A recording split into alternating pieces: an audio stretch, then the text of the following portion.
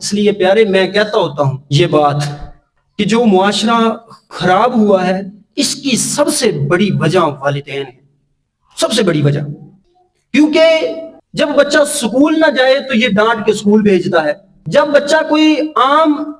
جو اس کی عزت پر حرف آ رہا ہے کوئی ایسا کام کرتا ہے تو بچوں کو ڈانٹ پڑتی ہے، لیکن جب بچہ باہر سے کوئی پیسہ لے کے آ رہا ہے، کوئی کاروبار کر رہا ہے تو یہ کہتا ہے پتر بس لے آؤں۔ اس نے دیکھنا نہیں کہ بیٹا حلال کا کما کے لے کے آیا یا حرام لے کے آیا، اس نے پرکھ نہیں کرنی، اس نے بیٹے کی یہ تربیت نہیں کرنی۔ اب پتہ ہے اللہ تبارک و تعالیٰ نے اس کو کتنا رتبہ دیا ہے اس والد کو، کیونکہ مجھے کہا گیا ہے کہ سعادت بھائی جب بھی کوئی مولوی منبر پر بیٹھتا ہے تو والدین کے حقوق بیان کرتا ہے، اولاد کے کچھ حقوق نہیں ہے۔ یعنی ایک بیٹا صبح سو رہا ہے، یہ نماز کے لیے اٹھا نہیں رہا تو یہ اپنے بیٹے کا حق فوت کر رہا ہے کہ اس کے اوپر حق تھا کہ یہ اپنے بیٹے کو خود انگلی پکڑ کے مسجد تک کا راستہ دکھاتا، خود لے کے آتا، اپنے بیٹے کی تربیت خود کرتا۔ تو کہتے ہیں سعادت بھائی تو نے ایسا نہیں بننا، تو نے کبھی بھی ایسی تقریر نہیں کرنی کہ والد کے حقوق تو بتائے لیکن اولاد کے حقوق ہی نہ بتائے۔ پتہ ہے اللہ تبارک و تعالیٰ نے اس کو کتنا رتبہ دیا ہے، کتنی عظمت دی ہے کہ حضور علیہ الصلوۃ والسلام نے فرمایا رضا ربی رضا الوالد سخط ربی سخط الوالد، فرمایا والد کی رضا میں اللہ کی رضا ہے، والد کی ناراضگی میں اللہ کی ناراضگی ہے۔ کتنا بڑا رتبہ ملا کہ یہ بچہ کاروبار شروع کرنا چاہ رہا ہے، یہ بچہ کو کام کرنے لگا ہے، ابھی اس نے سوچا ہے کہ میں یہ کام کروں، لیکن ابھی اس کے ذہن میں خیال آ گیا کہ میں دیکھوں کہ یہ کام کرنے پر میرا رب راضی ہے یا نہیں۔ تو کہا گیا اتنا مشکل یہ کام ہی نہیں، تو گھر میں جا کے اپنے باپ سے پوچھ لے، اگر تیرا باپ اس کام کرنے پر راضی ہے تو وہ کام کر لے کیونکہ رب بھی اس پر راضی ہے، اور تو دیکھ کہ تیرا باپ اگر ناراض ہے یہ جو تو کام کرنے لگا ہے تو پھر وہ کام نہ کر، کیونکہ وہ کام کرنے پر اللہ بھی تجھ سے ناراض ہو جائے گا۔ کتنا بڑا رتبہ مل گیا اس کو،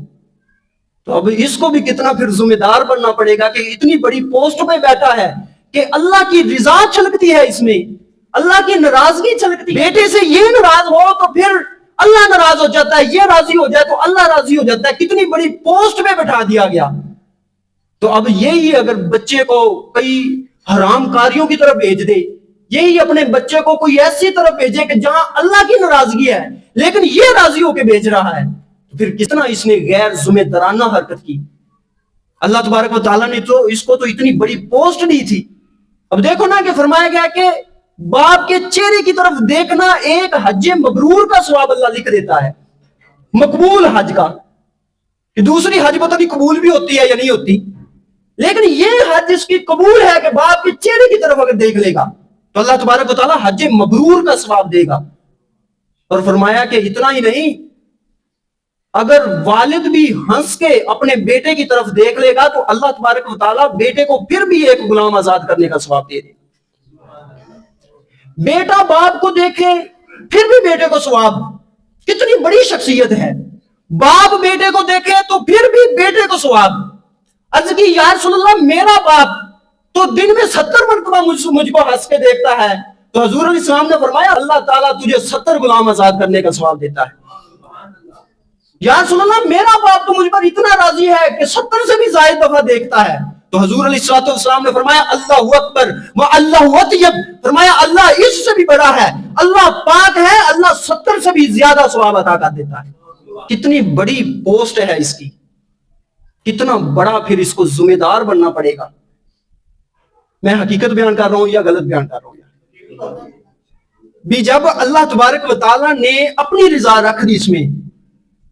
اپنی ناراضگی رکھ دی اس میں، کتنا اس کو ذمہ دار بننا پڑے گا۔